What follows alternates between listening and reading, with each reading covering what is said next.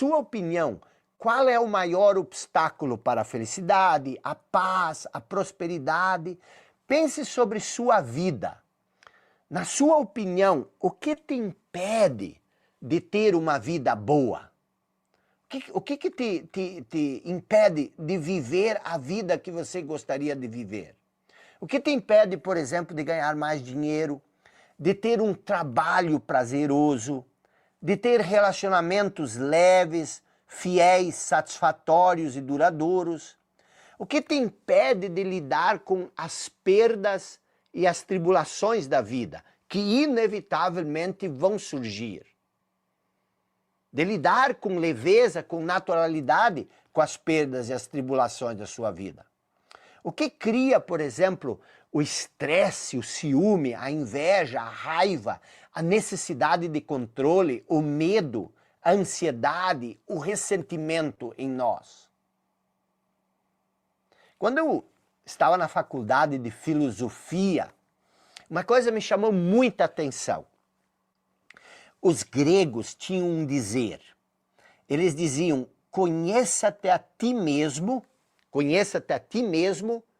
e aí terás a chave do universo e os segredos dos deuses. E os professores de filosofia ficavam repetindo isso, eram os gregos clássicos.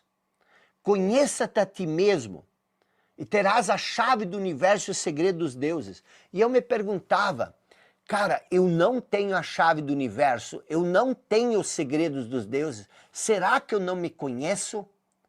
Shakespeare, eu li uma vez Shakespeare, e ele dizia, eu não lembro mais qual o livro, ele disse, ser fiel, ou seja, seja fiel ao teu eu. E quando perguntaram a Jesus o que é preciso para seguir ele, para seguir Jesus, ele disse, renuncie a ti mesmo. Então, todas essas pessoas, todos esses grandes pensadores, eu poderia citar muitos outros, eles sempre se referem ao eu. Conheça-te a ti mesmo, seja fiel ao teu eu, renuncie a ti mesmo. O que tudo isso significa? Aí vem uma pergunta chata para você. Será que você se conhece? Será que você sabe quem você é? Certa vez eu li uma história num livro que dizia que por quase 3 décadas um mendigo estava sentado no mesmo lugar diante de um viaduto pedindo esmolas. 3 décadas sentando debaixo de um viaduto, em cima de um baú de madeira, pedindo esmolas. E um dia, um estranho apareceu e o mendigo e o estranho trocaram algumas palavras e isso mudou a vida do estranho. Aliás, do mendigo. O mendigo perguntou, tem um trocadinho aí para mim, para o estranho? E o estranho disse, não, não tenho. E aí ele olhou para aquele baú velho debaixo do mendigo, o mendigo estava sentado em cima do baú, e ele perguntou, o que tem nesse baú debaixo de você?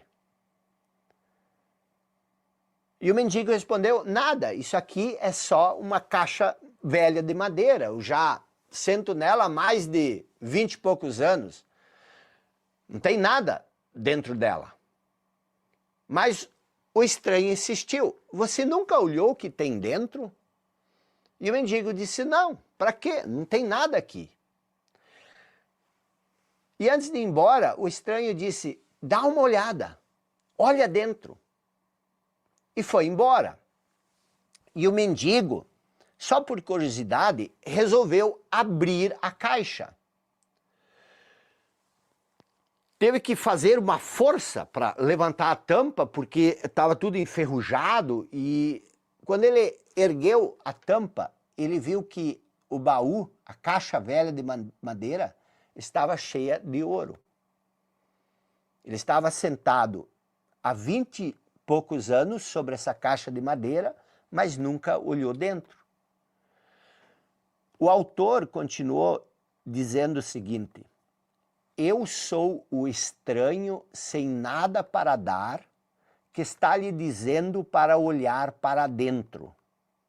Não de uma caixa, mas sim para dentro de você mesmo. E aí ele diz, mas eu imagino que você esteja pensando indignado, mas eu não sou um mendigo.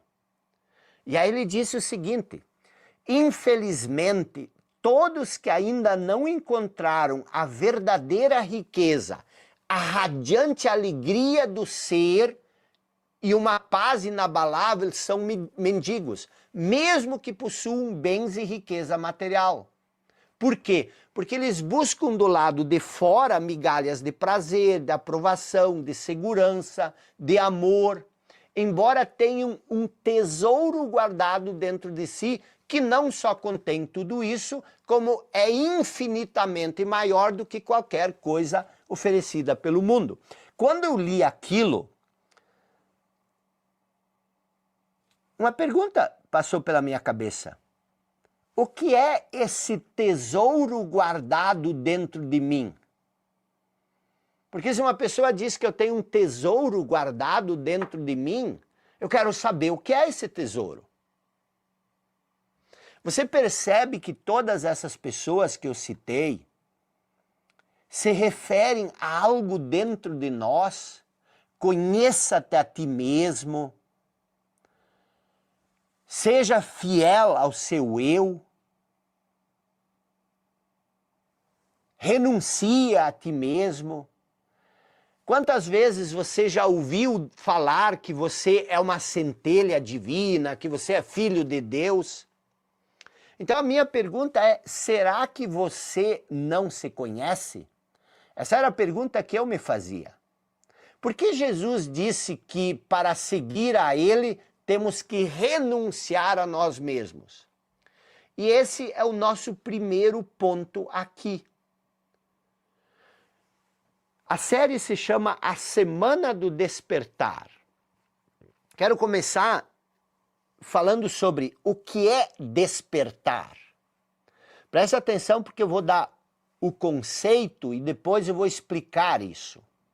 A palavra despertar, na maioria das vezes, parece a ideia de uma conquista sobrenatural, sobre-humana. E isso muitas vezes agrada a nossa mente. Daqui a pouco você vai começar a entender por que a mente gosta de pensar que despertar é algo para monges, para quem vai meditar na Índia. Só que despertar, eu descobri, é algo muito mais simples. O que é despertar? Anote isso. Despertar, ser uma pessoa que despertou, despertar, é simplesmente viver no estado natural, é a nossa natureza. Então, despertar é simplesmente o estado natural de sentir-se em unidade com algo maior do que o nosso pensamento. Anote isso para depois você entender isso. O que é despertar? É o estado natural de sentir-se em conexão, em unidade com algo maior do que o nosso pensamento. Uma pessoa desperta, ela vive num estado de conexão com algo infinito, com algo imensurável, que você não pode mensurar, com algo eterno, indestrutível. Despertar é isso. E pode parecer estranho, mas o que é esse algo infinito, esse algo indestrutível? Esse algo é essencialmente você e ao mesmo tempo muito maior do que você. Ou seja, este algo existe dentro de você, mas ele também existe para além de você. O despertar, o que é despertar? Nós estamos na semana do despertar. O despertar consiste em encontrar a tua verdadeira natureza, aquilo que você verdadeiramente é. por trás da ideia que você tem sobre si mesmo. Então você tem uma ideia de quem você é, você tem uma ideia sobre si. Mas e se você abrir mão dessa ideia, o que vai sobrar? Vai sobrar, por isso Jesus disse, renuncie a si mesmo, vai sobrar a sua verdadeira natureza. Mas o que é essa verdadeira natureza? O que acontece quando você descobre essa verdadeira natureza? Você descobre quem você verdadeiramente é. E o que acontece quando você não consegue mais sentir essa conexão com esse algo maior? Quando você não tem mais a capacidade, a maioria das pessoas não tem mais a capacidade de sentir essa conexão, a incapacidade de sentir essa conexão com algo maior dá a origem a um sentimento, a ilusão de separação.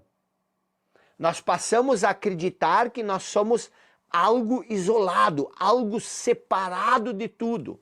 Separado da nossa essência, separado do mundo ao redor, separado da natureza. Nas palavras de Jesus, nós passamos a nos sentir como se nós fôssemos um ramo cortado da videira. Então, sempre que você se percebe, seja isso consciente ou inconscientemente, como um fragmento isolado, um fragmento separado do todo, surge o medo, surgem os conflitos. Tanto os conflitos internos como os conflitos externos. E o medo, a ansiedade, a angústia, a preocupação e todos esses conflitos tomam conta da nossa vida. Por isso que a vida é tão difícil.